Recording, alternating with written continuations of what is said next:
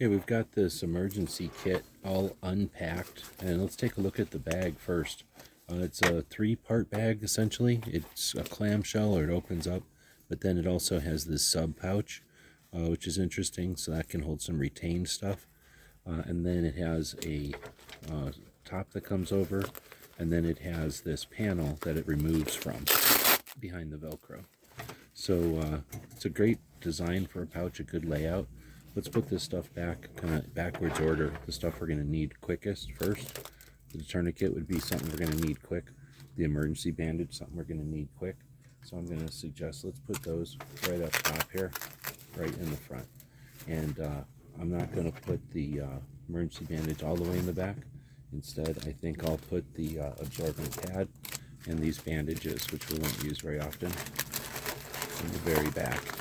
They're there if we need them. We've got some burn gel and some prep pads. Those will go into the zipper compartment so that they don't get tossed out, along with these swabs and these tapes. This way, all this stuff will stay together. We'll take these gauze and we'll put them into these elastics so that they don't fall out. Same with this CPR shield. We'll put that right up here with these gloves.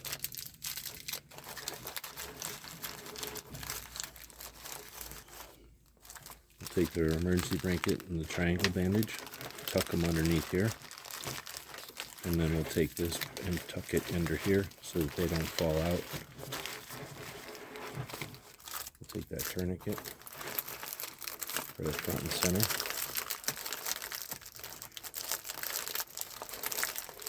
In such a way that it can be pulled out easily. And right behind it, that emergency bandage. Next to it, on top of the gloves, we'll have the emergency shears. And this knife can be clipped on under here. We have the splint, and we have the other gauze. I'll put the gauze here.